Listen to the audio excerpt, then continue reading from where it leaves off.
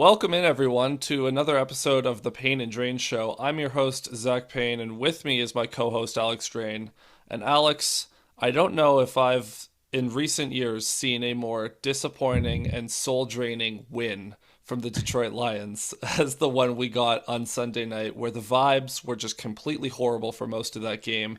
And yet the Lions still won 26 to 20 in overtime. What were your initial feelings going through that game? Well, I wouldn't say it was the worst experience for the first probably 35 minutes. I mean, up through the deep ball touchdown to Jamison Williams seemed to be going all right. They're up 17 to 3. You've been the better team. The other team's entire offensive line is injured. One of their better wide receivers is injured. It felt like, okay, we kind of got this game. We're feeling good. And then the next 20 minutes were real bad. And some of the rustiness that was showing up in the first 35 minutes definitely kind of accelerated. You had a couple really bad high leverage plays that go against you. And then when they punted with 4.5 minutes to go, I thought it was over. I honestly was like, they're not getting the ball back, especially because the touchdown drive to put the Rams ahead, Stafford was awesome. On that drive, he felt like he was really in rhythm. The defense that was out there most of that second half kind of felt like they were on their heels, but then they turned around, they rescued the game. Lions haven't had a lot of bad vibes wins over the years. Usually the bad vibes games are the losses, but that's kind of the sign that you're a better team than perhaps you used to be. Yeah, and I mean, like, there was certainly a couple games last year that were certainly not the most pleasant wins. Like the Bears win in Ford Yeah. Field comes to mind, but even those like there was exciting moments in this game. But overall, I it was a very odd game in that the offense really wasn't working to at least in the ways we expected. The you know receivers that you expect to get the lion's share of the receptions were rather invisible in this game. But we'll get more into depth here. We're going to start on the offensive side of the ball because I think that is the more interesting storyline. And right off the bat, Amon-Ra St. Brown, 3 receptions for 11 or 12 yards on 6 targets. He had one of the more quiet games in his career thus far, and it really seemed like the Rams were zeroing in on him, and the Lions were really not able to force it to him at all, as we have grown accustomed to over the years. What did you see from the Rams defense in their efforts to shut down Amon Ra? I am not totally sure. I would need to use the all 22 to get a great sense of what the coverages looked like.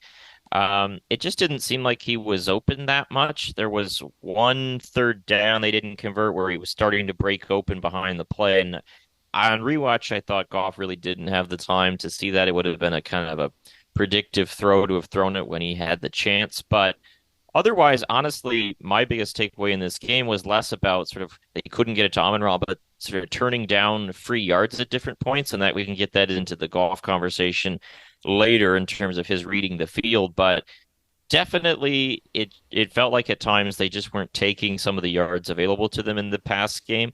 But Amon-Ra was rarely that guy. I mean, honestly, despite him only getting 3 catches, I thought they tried to force it to him almost too much. They had one throw into double coverage on a third down that didn't work. The interception to him, Goff doesn't read the defender there and kind of throws a sort of a 40-60 ball, I guess you could say.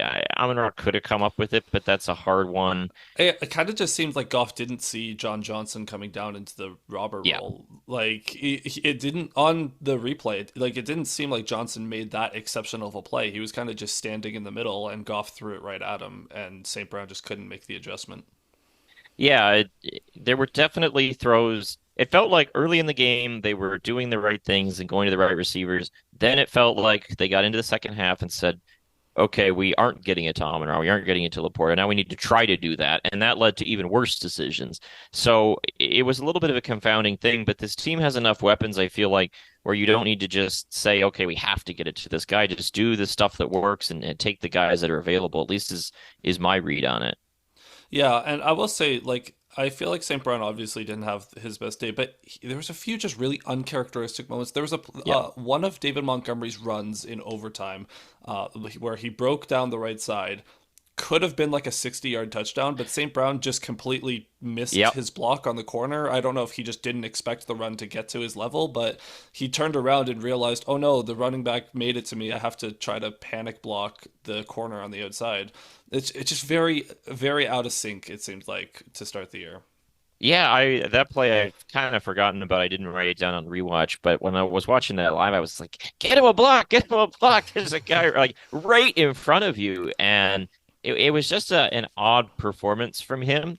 But again, in some cases, you don't need to stew on we're not getting this guy going because you had Jamo in rhythm, and there were opportunities to get other guys involved, and Goff didn't take him. So, uh, obviously, you'd like to see more from St. Brown, but when it's not happening, sometimes it's not happening. And I'm not worried about it. Like, I'm sure we'll come No. back next week and he'll have 7 or 8 catches again. Like that, it seems very much like if it's more than a one off, I would be shocked. But the player that stepped up, the one we've all been waiting for, the breakout of Jamison Williams, he had by far his best career day, and his progression so far in his NFL career has been rather linear. It hasn't had like there's been ups and downs, obviously, but we're at the point year 3 where we're like, okay, this is it. This is when he needs to really show he's a consistent NFL receiver, and he has his best day. He had 6 touches for 130 some yards and a long touchdown, as we mentioned off the top. So I gotta say, the most like I really enjoyed seeing Williams like the streak on Trey White was absolutely gorgeous. The double move he had White reaching for him, had to commit an illegal contact and still didn't slow him down. But I was really impressed with how Williams was doing on the crossing routes, on the drag routes, and just running over the middle, getting open, and then making plays happen after the catch, which is exactly what his bread and butter is and what you need from him. So, what was your read on JMO in week 1 here? Yeah, I thought he played really well. It's what we talked about last week in the season preview with him is not that he hadn't been effective in the past, that was he had been, but it was about getting him more touches. That last season it kind of was sort of a low volume, almost gadget kind of player. Like, okay, we're going to get him one catch and then we're going to get him one jet sweep or reverse, etc., and that's about it. And what it was about for me going into this year is can he have five catch game, seven catch game, and be more involved in the run game. And we saw a lot of evidence of that in this game. The deep crossers and stuff like that, absolutely the way you should be using him. They also had shallow crossers. They looked for kind of twice on third down. They couldn't get either one hooked up in this game for pass pro reasons and other things. But that's definitely something to note, I think, for this season is that they're going to try to get Jamo on mesh concepts going across the middle on third downs. That's going to be something they're going to look for obvious reasons. So interesting for that to file away. The touchdown, the flag, I honestly thought it was going to be OPI, just the way I watched the play, because he's wide open. And the flag comes in, and you're like, oh, well, he must have pushed off. Something must have happened there. Because usually with a DPI or even a hold, the guy's not that far away. If you're committing a penalty, usually you're supposed to slow the guy down, at least get your money's worth from Yeah. that penalty. And the guy was totally toasted. So that was pretty funny to see. The reverse they did with him, run that play every game, honestly. Until someone shows they can stop it, he run that play because it just keeps working. It worked against San Francisco last year, against New Orleans. Like, just keep doing it. And they really made him a feature part of the offense, which is what you want to see. And he responded very well to that. So it was a great game all around, exactly what you want to see from him. And we survived a really quite frightening injury scare. Yeah, he definitely got his ankle rolled up on that run to the reverse. It looked like the linebacker just pinned his foot under him, but luckily he was okay. He was out for one play, popped his helmet right back on, so he was it was just a little bit of a stinger. I'm sure he'll maybe be limited in practice on Wednesday, but I'm not worried about the long term of that. It was definitely terrifying though because you see him catch a deep crosser, get a run, and you're like, wow, this is it. We're ready for JMO, and then bang, injured. And it definitely seemed like we were gonna have some bad luck going our way, but it ended up being the Rams getting the worst of the injury luck there. Interestingly, Jamison Williams, 5 catches. St. Brown, 3 catches. Khalif Raymond had a rushing attempt, but no other wide receiver had a catch in this game, and now it is like for clarification, they didn't elevate any of the ex receivers we thought they would. Tim Patrick, Donovan Peoples Jones, and Allen Robinson all stayed on the practice squad. Tom Kennedy played in this game, which was a little bit surprising. He actually got some snaps too, which I did not see coming. But uh, do you have any concerns with the fact that there weren't a ton of wide receivers kind of involved in this game? Not really, just because it felt like this is what we sort of expect a little bit. This is a weakness of the roster, and until one of those practice squad guys gets elevated and they feel like he's an option if that ever happens, this is going to be an issue. We knew that coming into the year. I thought there was one play I flagged where I thought Khalif Raymond was open and they forced it down the field. That's something just to keep an eye on. But yeah, it's going to be a bit of an issue. They're going to have to find other ways to get guys involved and come up with different ways to use the personnel they have because they are just short a guy at that position, and there isn't really a way around it. Yeah, and so Sam Laporta, he had a fine game. I know people are kind of down on his performance, but I don't know, he was fine when called upon. It just wasn't called upon that much. He almost made the most incredible one-handed catch in the end zone after Goff forced it to him, but to no avail. As for the running backs, Jameer Gibbs looked good, but the stats, I feel like he played better than the stats indicate, especially on some of those outside runs where it seemed like it was completely bottled up, but he found a way to get 3 or 4 yards out of it anyways. But David Montgomery, he I quickly, it's the same thing as last year, everyone's excited about Gibbs, and then you get to week one and you remember, oh yeah, David Montgomery's really good at football. And here's a question for you, because in the second half, when the offense sort of died, that is when David Montgomery was taken out of the game and Gibbs was being featured more. So every drive, it's either a Montgomery drive or a Gibbs drive. Do you want to see the Lions mix and match a little bit more on those drives and keep David Montgomery involved throughout the whole game? Or would you rather kind of what they did where maybe you see Gibbs a little bit more in the third and start of the fourth so that Montgomery's fresh for the end of the fourth when you really need him? It's a tough one. I kind of prefer to swap them in and out over the course of drives just to keep the defense off kilter and just because you run slightly different stuff with each guy. They're not doing a ton of like pitches or tosses to Montgomery, and so you can tip your hand a little bit based on your personnel. So I wouldn't mind switching it up, but it's generally worked for him. So I'm not going to critique it too hard until we have major issues with it. What I'll say about these two guys in this game, I don't want to get into the running back value conversation and the draft picks and the salary cap. And like, look, if you can find a really good running back in the fourth round, as the Rams did with Kyren Williams, or maybe that was the fifth round, I don't even remember, but he's a great player. Obviously, that's preferred, but at the same time, the Lions and the running backs they have do show the value of having a really good running back. No matter where you can get them, there still is value to running backs in this league because they can find hidden yards. And I thought twice in this game, the Lions running backs were able to convert third and ones, mining hidden yards. You have Gibbs when they go to score their first touchdown. It's a third and one at like the 5 yard line. He's running outside. There is nothing there. And he just sort of stutter steps, waits a moment, and then just lowers the shoulder and powers through and gets that yard. I mean, watching that live, I was like, uh-oh, they're dead. They don't have it. And he just found a hole, made it out of nowhere. I mean, that was a fabulous run. And then there was one also, I think, in the first half, third and one on their half of the field where they punt if they don't get it. And David Montgomery's hit at the line of scrimmage or even behind it and just drags the linebacker forward. I mean, those are huge plays and they don't get noted. They're only 2 3 yard runs. They're never going to be sexy in the box score. They're not going to have a great EPA per play or whatever. But those are great plays and plays that show the value of having running backs that can do things even beyond what your OL gives them.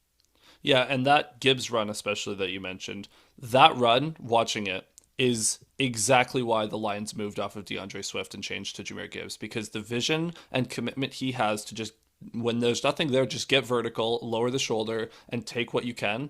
That is exactly the type of play that DeAndre Swift would not make, and it's so much more valuable than the box stats will indicate. Speaking of vision, on the topic of the wide receivers, I had issues in this game with two different occasions, one from Amon-Ra and one from Jamo, not cutting it upfield. That was really frustrating. There was the Amon-Ra one, I believe, was earlier in the game. He catches a ball at like if it would have been like probably 3rd and 5 where he catches it and he cuts laterally to try to get outside and ends up being a third and medium. If he cuts it upfield there, it's 3rd and 1. And if you're the Lions, you're around midfield, you feel really good about your ability to pick up a 3rd and 1 in that situation.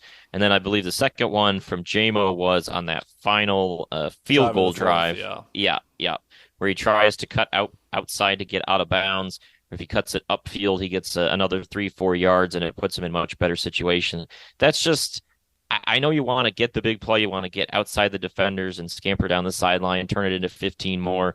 But when you're in those sort of circumstantial situations, a second down play where you're trying to just move the sticks or driving late in a game and you're looking for yardage, you have timeouts, you don't need to get out of bounds. Again, take free yards. And I felt like Mhm. those two plays were just pretty frustrating situational plays. And sometimes the easy, just north-south play can be more effective and can be better, certainly in those game states. Yeah, I think for Amon-Ra, we know that he is trying to preserve his body by not taking as many hits. So I Yeah. understand him trying to avoid contact a little bit. With Jamo, I think that's the next evolution of his game is knowing when to try to make a move and when to just get north-south. On the very first pass he caught, which was that little bubble screen, we saw exactly that, where he's just trying to do a little bit too much. He's trying to juke 13 people, and he ends up spinning his tires and going nowhere. Whereas, the some of the drag routes where he just catches it and goes, that's what he like. Obviously, he can make those moves. We saw examples of that last year where he can make people miss in space and gain more yards than he probably should have. But it's just the balance of knowing when to do that and when to just take what the defense gives you. Now, Jared Goff. It was a very mixed bag from Goff in this game. And, again, we talk about the knowing when to take what the defense gives you. There was one play in particular, I think it might have been on the final drive of the fourth quarter, where Goff, it was, I believe, like 3rd and 2 or something. And Goff breaks out of the pocket and he has the first down. He just has to dive forward for a first down, but he decides to try to take a shot at Jahmyr Gibbs, who slips as he tries to make a play on the ball, and they end up not getting those yardage. I I get that Goff, he's trying to just hit the open guy, and he's not a runner. I mean, he made one pretty Yeah. incredible play with his legs in this game, which shocked everyone, but it was just not the most consistent day from Goff, and it seemed like there was a few too many instances of, man, I wish he just would have not done that. Yeah, I thought this was honestly one of his worst games over the past year or two. This there was a lot of issues in this one for me. The stuff he did that was well, or that he did well was pretty simple. Like there was one laser to Laporta over the middle towards the end of the game I kind of liked, but It was a great otherwise catch too. most of his throws were just simple stuff, throwing to wide open guys. Like he wasn't adding a lot. And then there was a lot being subtracted, I felt like, with his reads in particular. Um, like, for example, that JMO drive, they hit him on the deep cross. They're getting out towards midfield. They decide to take that shot. And I don't know what the sort of play call is in that situation. If Ben Johnson's saying, hey, we want to feed it to JMO, we want to take the vertical shot to keep him honest, etc. I understand that you do want to take deep shots for that purpose, but he throws deep for JMO. JMO's double covered. It's not open. The ball falls far away from where JMO is, which is fine because it's not open. But you watch that play over, and Sam Laporta is leaking out, and he's got like 25 yards. Everyone on the Rams is dropping deep, and right, it's just that sort of stuff. And there's a 3rd and 2 in the first half when they end up going forward on 4th and 2. They pick it up, so it's fine in the long run. But he tries to force it into Amon-Ra, and he's got Montgomery in one flat, Parker Hesse in the other flat. Rams are playing 5, 6 yards off on a 3rd and 2. And it's just sort of like, hey, if the Rams are giving you the flat on 3rd and 2, just take it. Move the sticks, keep it going. And it was just that sort of stuff. And then you have his interception, which is not great. His almost intercepted ball that could have ended the game. Actually, I didn't think it was a bad read. Jamo's open in what kind of looks like the cover 2 hole. The safety's playing back, but Mhm. that's the throw you got to make. You have to put that throw perfectly. He leaves it short, and the corner nearly snatches it. That And play was it was the Madden special where the quarterback you try to fit it in the sideline, but your quarterback isn't able to put air on the passes because of the game mechanics. That's what it looked like. And Goff yeah, just yeah. did not lead Jamo at all. Yeah, I mean it's a tough throw to make, like, but he's an NFL quarterback. You got to make those throws, and you can't leave it short if you're going You to can miss it. yeah, no. And And like there's he, the old the DB like that's why you're playing defense because that really he really got away with that one. yeah, and then he had a couple throw essentially throwaways. I think there was one in the end zone where he just throws it 12 feet high and no one has a shot at it, which is fine because no one was open. But again, throwaways, like, just wasn't a lot really going on for him in this game. And there were some pressure things, but I thought it was a bit of a step backwards in that regard, where I thought last year he was doing better and better, facing pressure, standing in there, making good reads. It just was off. Um, not a great performance from him. PFF was pretty brutal. I thought that wasn't like totally off. It just wasn't a good game. I'm not super concerned because we saw a lot of good football from him last year. He didn't play at all in the preseason. It is what it is. You expect to bounce back next week, but was not a banner day from Jared Goff to me. No, and part of the pressure obviously comes down to the offensive line, and the offensive line they were good, not great in this game, but especially Hmm. early, it definitely seemed like they had a little bit of rust to shake off. Namely, the first sack, Kevin Zeitler just got absolutely just I don't he went high on the defense on the edge rusher crashing on the stunt and just completely whiffed. I thought Glasgow looked a little bit out of sorts trying to adjust to the left side there. It just looked like the offensive line did not have a ton of reps together. And it's just one of those things that you kind of have to just keep playing them and they'll get better over time. But I was not wowed with the offensive line play. Yeah, I thought they were actually a little better run blocking than Yeah, pass protection in this game. I thought they were pretty good on the ground. But the pass pro was a little iffy. They give up the sack on the stunt. They have another one later in the game, a stunt issue that doesn't lead to a sack, but was pretty iffy as well. Decker had a couple wobbles, including the sack he gives up to at Verse, the yeah. end of the first half, where he just gets whipped just clean by Jared Verse, who I thought had a good game. He looks like a good young player to me. We'll talk about why they ran that play later when we get into the game theory stuff, but it was not a good rep from Decker there. So definitely, again, it just kind of felt like everyone was a little rusty, and there was some stuff with the offense that is recurring from last year. The sort of ability to be in a groove for 3 or 4 drives and then be in a drought for 2 or 3 drives. That sort of rise and fall Third choppiness was quarter. something. Yeah, there you go. Something that we had issues with last year that I think is a little bit more of a concern, but overall it was a bit rusty. I also thought tight end blocking was not great in this game. There were some issues Laporta and Wright had. Hesse, I didn't have a lot of takes on. One interesting thing to bring up, just formation wise, uh, did you think anything of the Sione Vaki lining up as a fullback? We saw a couple plays of that. I think that's. I don't hate it because I think in general you just need Vaki to chip on those run plays. Like you only need him to block for half a second. You don't need anything major, and it'll set up something down the line. Like Yeah, we know yeah. Ben Johnson doesn't do anything without a reason. Sione Vaki is going to get some sort of like little like I'm not gonna call it a trick play, but like just a little misdirection kind of thing, whether it's a sweep to the outside or leaks out as a fullback, just to have an extra pass catcher on the field. I like there's definitely something bigger going on than just oh yeah he's a blocker now, like because he's not. So I think that's definitely going to be used down the line. Yeah, I think without question. Finally, on the offense, just one last hat tip to the overtime drive. That was Oh, that beautiful! that was really cool. There's not a lot It else was to amazing.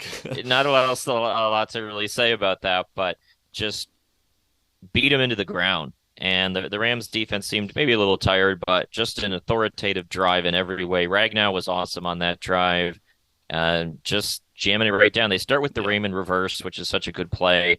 Um, and And I then will say on that play, I do like the Raymond reverse, especially because you take Jamo off the field, so you right. kind of lull the defense to sleep. Be like, okay, they're guys off the field, and then you're like, oh yeah, we still have Khalif Raymond, our punt returner, who's they're also very good at those sweeps and end arounds and reverses. Yeah, and there was not a lot of interesting stuff going on on that last drive. Like outside of that play, they ran counter one time, which was one of their only in the game. But otherwise, it's just inside zone, outside zone duo, just simple stuff. We are stronger than you. We're better than you, and just smoke them. Yeah. And it's a pretty for a frustrating game. That was a pretty cool way to end it. I think it was Brett Coleman who tweeted out, I love when the Lions remember that they can just play grown man football. And that's exactly what they did. Like David Montgomery, I don't know what happened between the fourth quarter and overtime, but he just was running so angry in that overtime. It was beautiful. It was exactly what the Lions wanted to be, is just a physical run heavy team, and the Rams have a lighter front, which played to their advantage, and they said, "Hey, we're going to play straight up. Stop us." And the Yeah, that Rams was couldn't. like that drive is like a shower at the end of a long day, or you've been like Yeah, sweating, or you gotten dirty out like side doing yard work or something, and it's just like a good cleaning of the entire nasty game to some degree. So that they ended it in style at least. yeah, exactly. And the like Panay Sewell just Oh yeah, absolutely bulldozing on the big Montgomery run, and then there was the I think it was a 3rd and 1 at the 9 yard line where Sewell just gets behind the pile and just shoves them down to the 1 yard line. It was absolutely beautiful. So we talked about rust on the offensive side. On defense, the rust was not as present, and especially not present for someone who we know is a comes to play every single week, but had a couple of week ones where he just dominates opposing offensive lines. Aiden Hutchinson. I know he was playing against backup tackles and he should beat them, but the way he was dominating that Rams offensive line was special. it was really fun. There's no two ways about that. The Rams were shorthanded. They were without both starting tackles, right? So And they were without both starting tackles, and then their backup left tackle also yeah, got yeah. hurt. But he was cooking that guy even before he got hurt. And it accelerated once they put AJ Arcuri in, which is a fun throwback for Michigan State fans. One of those guys that you watch it in college, you never once think he will ever be playing in the NFL. And this game shows that he probably shouldn't be, but he is at least on the field, so got to give him credit for that. Hutchinson, again, this is a like another ball knowers test because we had another round of the discourse yesterday. Colton Pouncey was melting down over it. It's so it's just you can only laugh at this point. Like if you're honestly watching that game, like where's Aiden Hutchinson? You're not watching the game, number one, and if you are, I don't know what to say at that point because How many times does the opposing tackle have to be on his knees watching Hutchinson go by for you to notice him? it's this thing of like for some reason Michigan State fans who are the ones obsessed with this, which is a small subset of the fan base, but they're very vocal.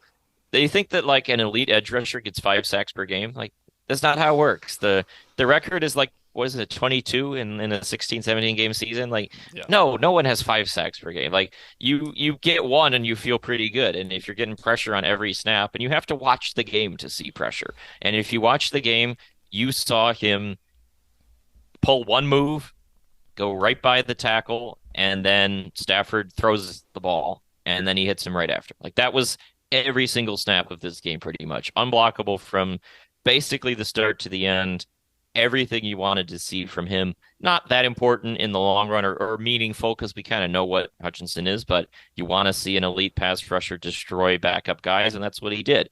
I thought, honestly, almost more interesting than that is Marcus Davenport looked pretty solid too. Yeah, well, one last note on Hutchinson is, people clamoring for more sacks. He got a sack in this game, and if he got a Yes, sack every game, he would destroy his career high. So I don't know what you want from him. But yeah, Davenport, he ended this game second on the lines with 6 pressures, and he wasn't as flashy as Hutchinson. He definitely should have had at least one sack where he just completely whiffed on the tackle of Stafford, but that he looked good. yeah. I didn't have a lot of negatives on him. He had a really dumb offsides that was Yeah. extremely frustrating in a 2nd and 6 when they were going to run the ball, and you probably could have stopped him and gotten into 3rd and 5 or something. But otherwise, he looked good. And again, this is an easier combination of team of tackles for him to face, but to ease into the season and look Yeah. pretty solid, that's encouraging. The only thing I will say with that is I would like to see James Houston active next game because I would love to see like a dose where it's like 66 like points, like two-thirds Davenport and then one-third Yeah. Houston, just because they're so different. I think going from Davenport being a lot more like physical with the bull rush to Houston being able to burn around the edge, I think that will cause some matchup issues. Yeah, I think that would be a good tandem there. And then elsewhere on the defensive line, I thought Levi Onwuzurike was pretty darn good on in the passing game. I thought his pass rush looked really good. Five His more gra- pressures. yeah, his on the ground. As a whole, it was hard to judge the Lions' run defense because the Rams were so tilted towards the pass. I think they were something like 50 to 20 in snaps, give or take. So it's a small sample size. He was blown out on duo a few times, which that's what it is. But if you're getting interior pass rush from him, I take that more than the run stuff. Like Well, because honestly, he's not going to be on the field for run defense most yeah, of the time.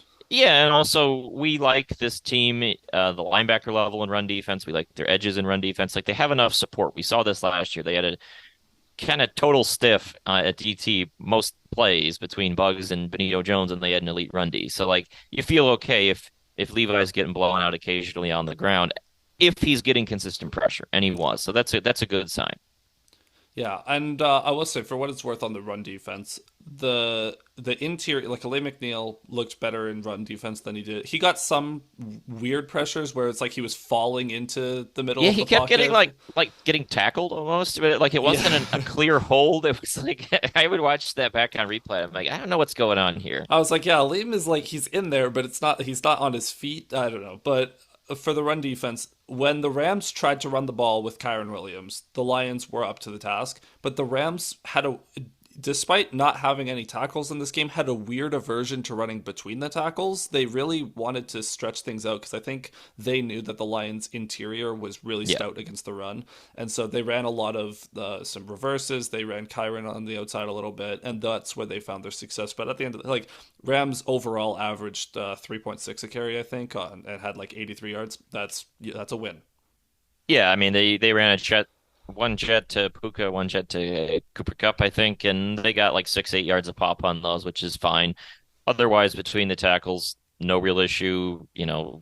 Running off tackle, fine. I mean, it wasn't a lot to grade individually, but Lions did fine on the ground against them. I Yeah. don't have any real concerns.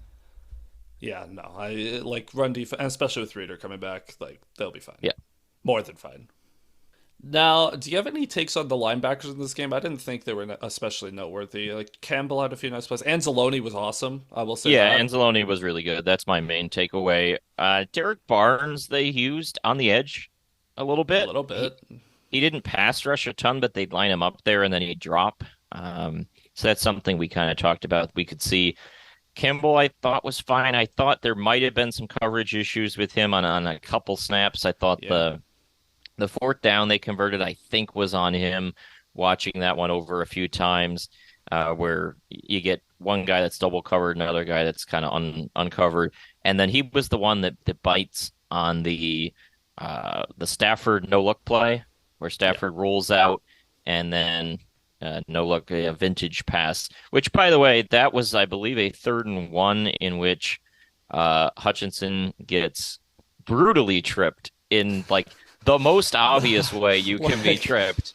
I have no idea what the back judge is looking at on that play. Like, and that's a huge play. It's a third and yeah. one conversion that should be 3rd and 16. Like that. Well, because you watch it in real time and you just see Hutchinson go down, you're like, "Oh, what happened there?" Then you see the replay. The tackle didn't even try. Like that was a It soccer wasn't. slide. Yeah, it wasn't like he's got his hands on him and then he kind of gets the feet tangled up. He's just like boom, kicked, Yeah, kicked right down. And, that and was like there's and something you'd see there's in a cartoon when the character sticks his leg out to trip someone. Yeah, that's a huge leverage missed call. So that's real rough. And on that play, Campbell is reading Stafford's eyes and he falls victim to it. So Yep, that happens. dangerous game. Matt Stafford's one of the greats at that thing. So it is what it is. But otherwise, I didn't have too many notes here. Rodriguez, I think, got a few more snaps than I was expecting, but Yeah, th yeah. that's all I have really. Yeah, so on to something a lot more interesting, the secondary. Now, we're going to start off. Shout out Kirby Joseph, the little Yeah. interception in the end zone. Love to see that as someone who is very high on his capabilities as a deep safety there. Takeaway in the end zone. The the secondary, it's a bit of a mixed bag for me, but the main takeaway is I thought Carlton Davis and Terrion Arnold, they looked okay, but it was a little, especially early on, they were lined like the Lions were really giving up the underneath stuff, and I mean all day Stafford was just happy to like be patient and wait for the Lions to open up the second level for those intermediate concepts. But like Arnold, the pass interferences we could talk about, but I like aside from that, what did you think of the outside corners in this game? So yeah, I think there's two conversations. There's the schematic thing, and then there's them individually. Individually, I actually liked Carlton Davis quite a bit on rewatch. When he wasn't falling over, which that's something we can get to a Or little bit winding later. himself? Yeah, like a major issue in this game with the turf. But when he was staying on his feet, I didn't have too many coverage negatives. Like he wasn't the one closest to most of their catches. Um, I thought he was really good in run defense on the perimeter. Again, no real big problem. Terry and Arnold, okay overall. It's a rookie, his first game. He was Against like a really, really good receiver in Cooper yeah, Cup. yeah, mostly matched up against Cup, so it's understandable. I don't have a major issue as a whole. You expect some more improvement as it gets going. Like those TPIs are kind of welcome to the NFL sort of things. The first one was legit. He grabs and tugs. It kind of looked like he grabbed the face mask, so maybe he gets away with that, which the Rams got away with the face mask. They got called for a holding, but it should have been a face mask. That's irrelevant on Aiden Hutchinson. But the second one I don't like. Yeah, I Here's my saw you issue fire off with a it. tweet. Here's my issue with it. The receiver misplays the ball. So the receiver high points the ball when the ball is still not even close to there. And then when it arrives to him, the receiver's falling down. So yes, Terrion Arnold doesn't turn his head. Yes, that's going to make him vulnerable. Yes, it's something he needs to improve on in that regard because he mistimes it and it sort of arrives early, quote unquote, because he jumps when the receiver jumps and he doesn't know where the ball is. The issue is the receiver allows the early contact because he jumps early. Right? Like it's the receiver isn't all over him before he jumps. It's the receiver jumps too early, so the DB jumps too early, and the DB Yeah. doesn't know where the ball is. And so for me in that situation, I just don't like giving out free DPIs when receivers aren't playing their position well. Like I hate giving them out when the receiver doesn't make an effort to get the ball. I hate when giving them out when the ball isn't catchable. It just I want the receiver to play your position well, and then if you're playing it well and you still get interfered with, then I'll throw the flag. But this receiver isn't playing the ball well, and he's just looking to get bailed out, and he does, and so I dislike that. But it's the NFL, Best play in football is the underthrown deep the shot. underthrown deep shot. There you go. And in Like this case, it's so. not underthrown; it's the receiver makes it Yeah. underthrown because he jumps too early. But overall, I thought the first half from Arnold was pretty good. Second half less so with those DPIs and the corners overall though with the flats. It's just the way they're getting lined up. And there's two ways you can approach this. On one hand, you can say, I'm okay with them playing off, getting dinked and dunked, as long as you're slamming the door in the red zone. Because if you force the opponent to kick a lot of field goals, you'll probably win the game, especially with this team's offense. And compared to last year when we played this team in the playoffs, this was a much more horizontal passing game. Last year they gave up some gashes through the air. Yeah. Like Puka downfield was killing them. And so taking that away to give up the dink and dunk, I'm not schematically opposed to, especially against if you're playing Will Levis or you're playing, I don't know, insert bad quarterback here, then I have more issue with it because you're not as scared about the deep ball. But you're playing a gunslinger with good receivers. I get the schematic argument. The flip side to that though would be the fact they don't have any pass protection in this game, and you kind of knew that coming in with their tackle situation. And so because of the pass pro, they were going to dink and dunk because Stafford was not going to have time to gunsling. So you can make that case. I go back and forth overall. again, if you let the opponent dink and dunk you and then you force field goals, it's not a bad strategy in this Yeah. league if you're playing an elite team.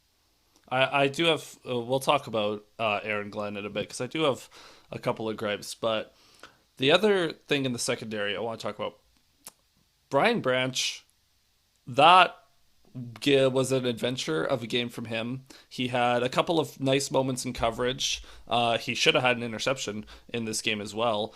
But he also was shockingly bad as a tackler, which he's not was a little out of character for him. And there was one play where I think it was Branch and Davis, where it was just a nothing play, should have wrapped up for to be 3rd and 11, and suddenly it's a 63-yard gain because they failed to wrap up and no one else is in the area.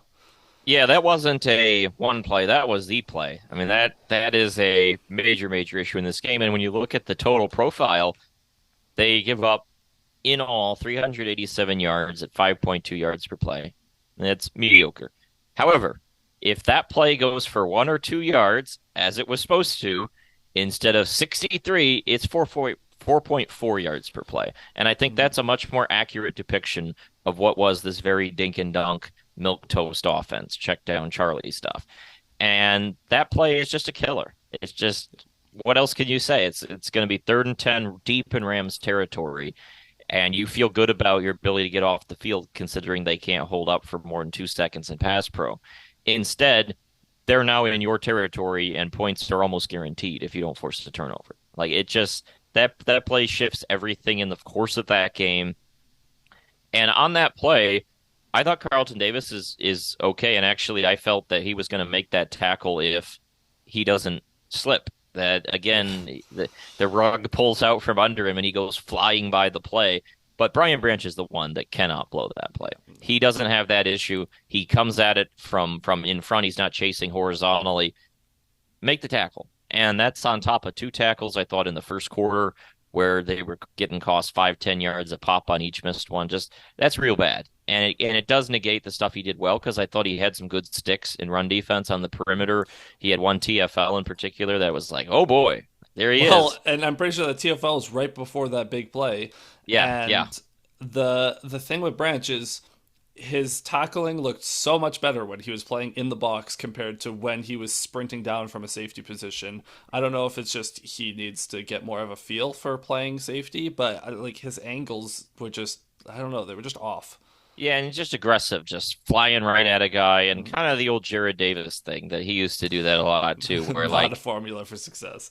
yeah, like I always compared it to like a bug flies by your windshield when you're driving. Like just you see him and then whoa, there he goes, and he's out of the picture now because he just wildly tossed himself at the play. So there's stuff to work on there. The dropped INT was real bad.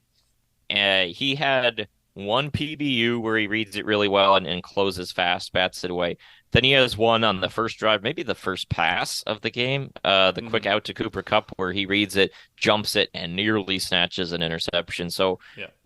overall, some good coverage reads, but some really sloppy stuff that's just got to get Yeah, cleaned like up. I'm not worried about his instincts are still Yeah. arguably the best in the secondary, and it's just cleaning up some of the fundamentals with him. Yeah, and Now, Kirby Joseph, I thought had a good game. Just while we're on that, you mentioned him. I don't have much else to say. I mean, I didn't notice him outside of his interception, which for a safety, that's a good sign, especially generally at deep speaking. safety, like if you're a deep safety and the opposing quarterback is checking it down every single play, not going to complain. Like there's not much Yeah, to evaluate, but it also means that little we have Lions fans are going around about, oh, did Stafford see that on tape because he was chirping Kirby in the playoffs last year? But no, I did Kirby's love the I did love the theory of the camouflage. If you saw the tweet about that, oh, I where the didn't know. Lions, yeah, well, so they wear the all blues. The end zone is all blue, Oh yeah, and the wall that is blue. the is blue. And so the question of did he even see Kirby? I like that theory. That'd be funny. Um, Now special teams. Not much to talk about. Jack Fox is Jack Fox. Jake Bates didn't have any challenging kicks in this game. We'll say it's good that he made all his kicks, especially the one at the end of the game to tie it up. But I mean, still kind of have to wait to see him get challenged with like these 40 plus yarders, 50 plus Yeah, yarders. A 32-yarder, 25-yarder. If you miss those, you're in big trouble. One is with pressure though, so Yeah. But I shrug. don't think pressure isn't really a concern for Bates because he like the one thing we know about him is he's really good at making clutch kicks. Yeah, It's going to be the random, there's 12 minutes left in the third quarter, make a 41-yard right. field goal. Like that kind of thing. Yeah, Um and Jack Fox, I thought, got robbed on that one. We oh, should and it's mention. Rakestraw, man. Oh, And uh, that was as good of a punt as you will ever see. It was 62 yards, bounces on the one, and and then it's spins Rakestraw just back. as like it's going backwards and Rakestraw is still like I got it. Yeah, that bummer for him. One special teams thing, they have five kickoffs in this game, four of them touchbacks. One is lands in the landing zone that was returned to the 22. We didn't talk about this a lot. Do you have a preferred philosophy towards the new kickoffs? For now, I'm fine with touchbacks, but I will say, if nothing else, the first team to figure out or that has a kicker that can land the ball consistently on the 20 is going to be worth a lot of money because Yeah.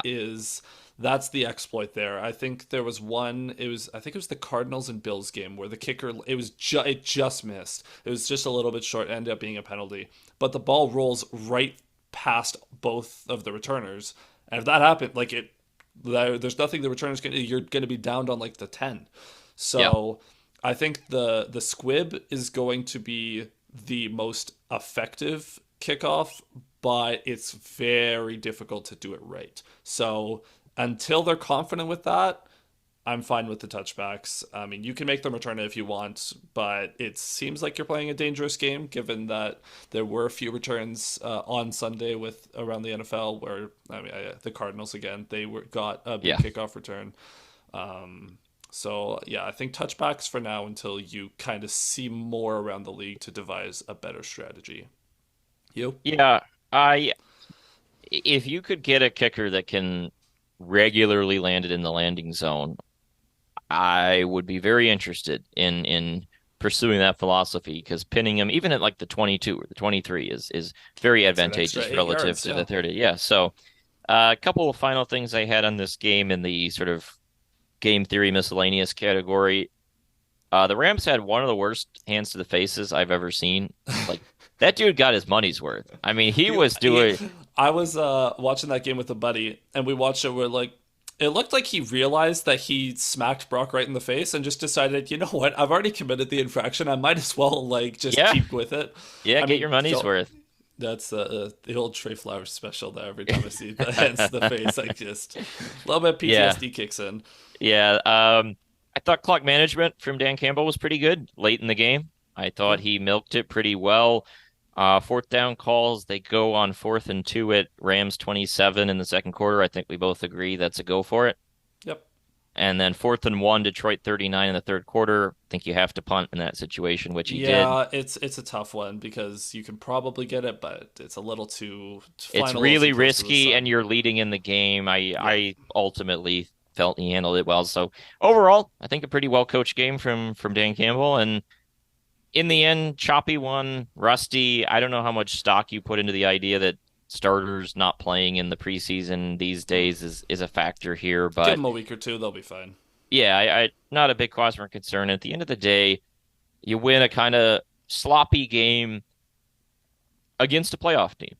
Yeah. Like this isn't, oh, we survived against the Washington Commanders. It's we made a number of mistakes and we still beat a team that was in the playoffs last year. So Well, and we talked about the offense. It's like, yeah, the offense probably had a bad day overall, but they still scored 26. yep, So, like, you'll take that. The one note I have on Aaron Glenn in a game where your pass rush, your front four is dominating, the Rams have no offensive line because everyone is injured. Why are we still blitzing so much? You are getting pressure regardless, and blitzing more people is only going to lead to someone else being left open underneath, which is where you're getting killed all game. I would have liked to see that adjustment from Glenn. He did a little bit towards the end, kind of realize, but I thought the blitz rate was just a pinch high given the circumstances. Yeah, I see that. I didn't have a major issue with it, but definitely adjusting for opponent would make some sense. His worst moment, I thought, in this game was that 3rd and 10 they give up right after the Jamo touchdown. You're up 17-3. The building's behind you. You get a stop there. You basically feel like we got this game. And he gives it up basically on just getting beaten by McVay because he sends like 6 guys and McVay checks into a screen. They got 3v2 to the top of the screen. Yeah, And poor that's Terry just, on man. Go beat a tight end and a receiver trying to get that tackle. yeah, like it's just that's that's just a chess match error. Like no one's busting on that play. It's just you're undergunned to one side of the field on a 3rd and 10. Like, come on. For what it's worth, though, full credit to Sean McVay. I thought Yeah. he did as good of a job as he could, given the resources that he was quickly losing throughout the game. And shout out Matt Stafford. That Oh he yeah. was absolutely incredible all game. Some of the throw down the stretch, like he's under pressure, getting hit, and he's still delivering on the money. I know he was mad at himself for the third and medium at the end of the game that would have probably iced it that he missed to Cup with Arnold in coverage, but I mean, he was absolutely, outside from the interception, absolutely lights out all day. Yeah, I mean that play is why, contrary to some fans' understanding of football, pressure is important even if you don't get a sack. Because Thank you, occasionally Aiden Hutchinson. you'll make a quarterback miss a throw he could make. But I think it was right before that is one he makes, basically anticipating it like off the back foot. He made so many great throws he can afford to miss that one. I mean that one to Cup down the sideline that Cup toe Mm-hmm. taps out of bounds, like that's just such a high skill play. Great And throw, great catch. Like what do you do about that? the funny part is that was a play they schemed up for Tutu Atwell on the other side of the field, and then Cup just happened to be open on the short. So Stafford's like, all right, well, I'll just take that. So yeah, those two. I mean, that connection, Cup and Stafford, is one of the best in the league. So Yeah. there's not much you can do. Do you have any other notes on this game? Mm-mm. So, okay, so we're going to go quickly just the big storylines around the NFL. And by that, it's mainly NFC North, just because those are the teams that most directly impact the Lions. The Vikings absolutely brutally dismantled the Giants. Shout out Daniel Jones. Since he signed his contract extension, he has thrown more pick sixes than touchdowns. That's hard to do. That's I the Giants are in trouble. They do not look good at all. And also their jerseys, side note, the weird Montreal Canadiens looking things, ugly, horrible. Yeah, it's not just the Habs jerseys, but it's also the pants Yeah, that the brown pants. well, like if you're white, they kind of look like you have no pants on. Like they're skin colored. Less of an issue for the black players, but very weird for the white players. Just Yeah. very chaotic. I don't know what's going on with that, but I didn't see much of that game. Everything I saw on Red Zone was bad. Whew. It was an adventure, but it sounded like Andrew Van Ginkel had a good game over there too. Good for him. Wish the Lions had got him. Jordan Love for the Packers he avoided a major injury. I believe it was an MCL sprain. He'll be out probably a couple of weeks. They think it's going to be on the shorter side of the 3 to 6 week timeline. Yeah, that was not great for them, but good that it's not a long-term thing. The good news is they play an easier stretch in the next 3 weeks. Bad news is they play an easier stretch in the next 3 weeks. So if you drop some of those, you're now in a Yeah. bit of a All of a hole. sudden, yeah, if you, I mean, as a Lions fan, if you can get, maybe the Colts or Titans to win a game I there, think watching that Colts game, I think the Colts could win that game. Titans, well, I have assuming, less faith in after the Bears game, but well, speaking of that, how about the Chicago Bears winning a football game basically without a quarterback?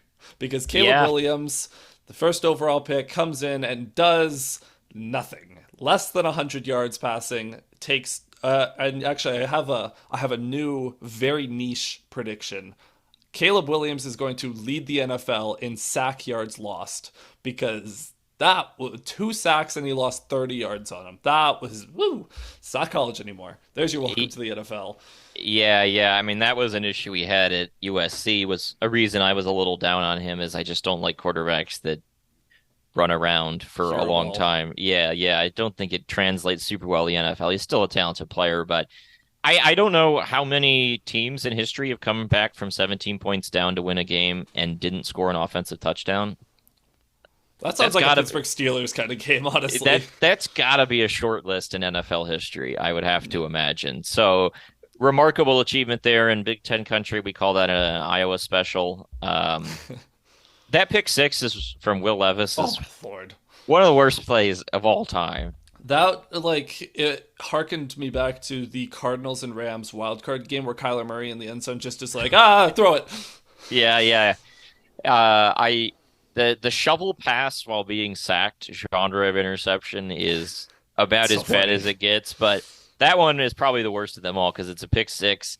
His That yeah flips the game completely. Yeah, his instant reaction with the hands on the head, just on his knees in the middle of the field and just Yeah. screaming horror. It just that's like one of the art but make it sports tweet. Like that literally was a painting you could make of that image of him on his knees. The Titans coach, I forget his name, but after the game, he was like, "Yeah, well, if based on how our defense was playing, if we had just punted every 1st and 10, we probably would have won." Pretty much. I got it. That was just hilarious. I mean, the Steelers won a game without a touchdown, just field goal special. Um, not there wasn't that much going on in the NFL. Aaron Rodgers stunk it up a little bit last night. He did not look that good. Niners killed the Jets. The I mean, score was I closer than the was game was. more concerned about the Jets defense. We know Yeah, the Niners are a good holy. offense, but oh boy, they got just bashed in the run game, just right down the field over and over again. And And CMC wasn't even playing. And there was no pressure either on Purdy. I mean, at one point, I think it was like he pressure on 2 of 28 dropbacks. Like, what's going Hassan on? Reddick is licking his chops, ready to get paid There after you that go. one. There you go. Um, then one a lot more negative story that came out that I feel like we should just briefly touch on. Before the games on Sunday, it was revealed that 3 Miami Dolphins players were arrested for speeding violations. The body cam footage for Tyreek Hill's arrest was especially brutal, straight up brutal. It was very like the cops just gross misconduct from what the video revealed, and it also is just very odd to me that first of all, 3 Dolphins players happen to get handcuffed before the game is a weird enough coincidence. Since when are we arresting people for speeding? Like, here's your ticket, goodbye. His situation got out of control, and fortunately, seems to happen too often in the U.S. in particular, where these things get blown out of proportion what they should be between the person involved, the police officers, and um, we need more de-escalation in these situations, not further escalation. And a really sticky story, especially given the particularly Tyreek Hill, not the most sympathetic figure in the world to be involved in this story. It's just a mess, and hopefully there will be a okay resolution to this story, but not what the Miami-Dade Police Department wanted, not what the NFL wanted, not what anyone wanted in this situation. For what it's worth, the Miami police released that body cam footage sooner than they normally would, just because in the goal of truth and transparency there. The other thing is one of the officers within hours of the incident was placed on administrative leave, if that indicates anything to you. But yeah, just not a great. That was not a great way to start the first Sunday of the year. Yeah, we But got that in the Dak extension, like back yeah, to back, and which all of a sudden it was Jerry rolling that Jones, morning. man, Jerry Jones might be like he spent all off season talking about like we're not we're not going to pay these guys, like they need to be here, they need to whatever, and then he's like, no one else could do this job, no one else could be GM of the Cowboys, I'm the only one who can do this, and then he turns around and hands Dak a record setting 60 million per year contract. Wow, that's a lot of money. Dak's a great regular season quarterback, but he will need to at some point do something in the playoffs to earn his legacy keep among Cowboys fans. Also, one note on that game: is the Deshaun Watson trade the worst trade of all time now? It's getting there, but I don't know if you saw it. There was another lawsuit filed against Deshaun Watson, Yeah. and shockingly, if proven true, the Browns might have a way out of the worst contract ever handed out, unless Haslam knew. in which case that would just make it even worse. There's so many layers to how bad this contract is, how bad this player has gotten. All this, like, he was a rock star in Houston. He was like one of the best up and coming quarterbacks. That ability just seems gone. It's pretty crazy to wind the clock back 4 years and remember the Texans Lions Thanksgiving game in 2020, the one that fired Matt Patricia and Bob Quinn Thank with you, thank you, the Houston. famous Sheila Ford Hamp image in the box. But really, just crazy how fast things have turned. Obviously, the Lions turn around, but Deshaun was torching the Lions in that game. I mean, he was awesome in that 2020 season. He was for a few years there, and it's really remarkable how this has fallen. I mean, his the stats in that game with him in the air yards and nothing downfield, can't hit the broadside of a barn beyond 10 yards down the field. They give up a quarterback who we'll talk more about in a moment, who is unequivocally better, not in the deal, but they move on from him. And that guy is way better than the guy they gave up 3 first-round picks and paid infinite money to sign. Well, the Tampa Bay Buccaneers are pretty happy, so we'll dive into a week one preview here, or week two Week preview, my week bad. two, yeah. Yeah, well, it's already moving too fast. So, a divisional round rematch from last year, back to back playoff rematches for the Lions to start the 2024 season. The Tampa Bay Buccaneers brutally murdered the Washington Commanders on Sunday. I don't put too much stock into that because I don't think the Commanders are very good. But for what it's worth, Baker Mayfield was slinging the rock around, 4 touchdown passes. Mike Evans looks like Mike Evans. Chris Godwin looked a little bit better, actually, than he did down the stretch last year. What is your read on the Tampa Bay Buccaneers heading into this rematch? Well, this is another good test for the secondary, I think. They got some pretty good receivers. We remember that in the playoffs last year. Lions had coverage issues. Mike Evans, still very good. You have Chris Godwin, still pretty good. They add Jalen McMillan in the NFL draft. They still have Trey Palmer, Cade Otton, the tight end. They throw to Rashad White, the running back, a decent amount. So there's a lot of guys here that can threaten you. I think it'll be a good measuring stick for the secondary in that regard. And Baker, got to hand it to him. Playing really good football. I thought he was really quite good in the playoff game the Lions played against him. And then in this game, 24 of 30, 19 of 20 when targeting Godwin, White, and Evans. It's pretty good. And I will say the Buccaneers also have Bucky Irving at running back behind White as well, who looks to be a little bit more involved than originally anticipated there. I don't know, he's much of a pass catcher, but he is going to play in this game and be noteworthy. Yeah, the Bucks were a really poor rushing team last year. They were 32nd in rush yards per game. That was kind of the story of that playoff game. They just had to resort to throwing it a lot. Against the Lions rush D, I don't anticipate that changing a lot, but maybe Bucky Irving can bust one. He had a 31-yard run against the Commanders. The big thing, Rashad White, for all of the things he provides the Bucks offense, he's one of the more inefficient runners in the Yeah. NFL. So if the Bucks do get rushing yards, it's going to be through volume, especially against one of the best run defenses in the league, especially against a run defense that's getting DJ Reader back. So I think it's going to have to be the Baker Mayfield show again for the Bucks. Question is just going to be, how does the Lions secondary look? How do they match up against them and on Sunday?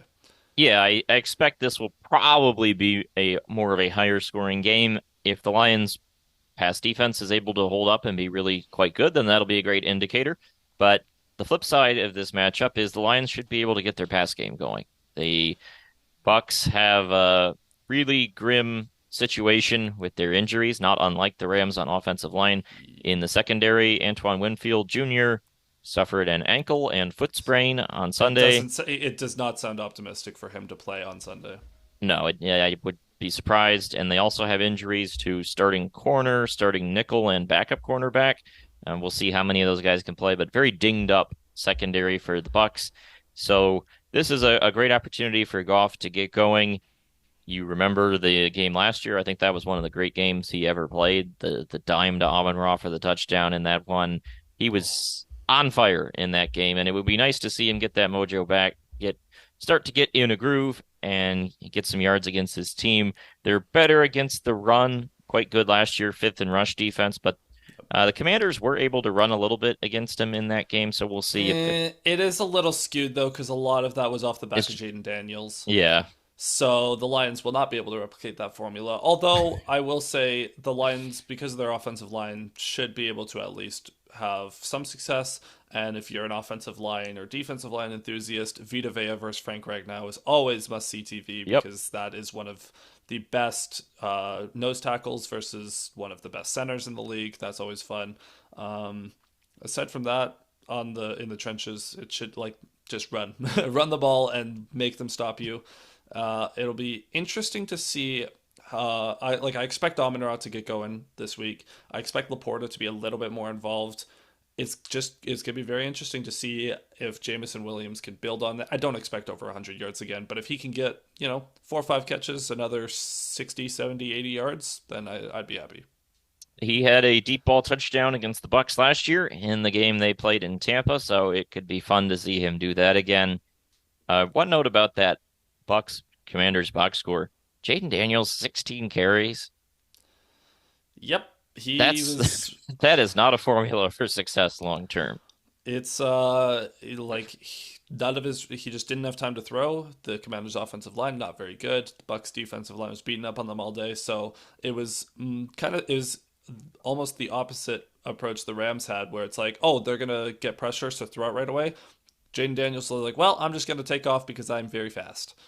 Yep, which is a classic young mobile quarterback thing, but A overall, rookie in I his first game, like, exactly. Yeah, young guy. I think overall this Lions Bucks game should be probably again a little more on the higher scoring side, a lot of passing, probably a lively game, probably back and forth. I think this Bucks team is a solid team, but the Lions are at home. I think they should expect to win this game like they did against the Rams, but it'll probably be a battle of some kind. well, sportsbooks definitely expect the Lions to win. They are 7 point favorites at this current moment. I don't know if we'll quite get that to that point, but I mean, the Lions again at home, they are the better team. Yeah. Assuming the offense gets up and going and can improve on some of the things that were out of character this past week, they should be in good shape.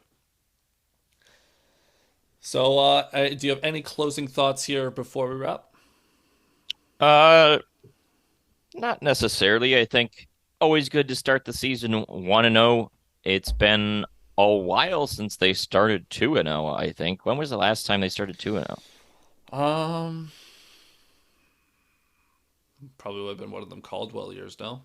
Probably because The they were bet 1-0 last year. They were riding high after the KC game, and then they really got punched in the mouth by the and Seahawks. That's the what you're best trying to they ever avoid. did under Patricia was starting 2-0-1, but it was a tie And in the week first game one. was the tie, Yeah. a game they were up like what 20-0 in. They were up 24-6 against Kyler Murray in his first In his career first game. game, yeah, that was Matt Patricia the red special. flag of all red flags in the Patricia years. So it's been a bit of an issue for the Lions starting 2-0. We saw that last year, and if they can get going, uh, that'd be a good way to start things off. I think it's 2017 now looking at it that they started 2-0.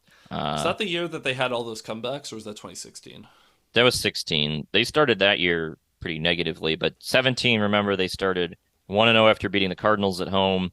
Then they went to New York and won on Monday Night Oh, and Football. then was week three the Falcons That week 3 was the 10-second runoff. by Yes. rule the game is over. Oh, Yes. So again, they haven't been able to get 3 good weeks going, but 2 weeks has even been hard. So this is not going to be an easy game. But if you it'll be start 2 and one 0, game at a time. yep, one game at a time, and you can't fall victim to the trap of last year against Seattle and replicating in this game. So they need to be sharp, need to be alert, but I feel pretty solid.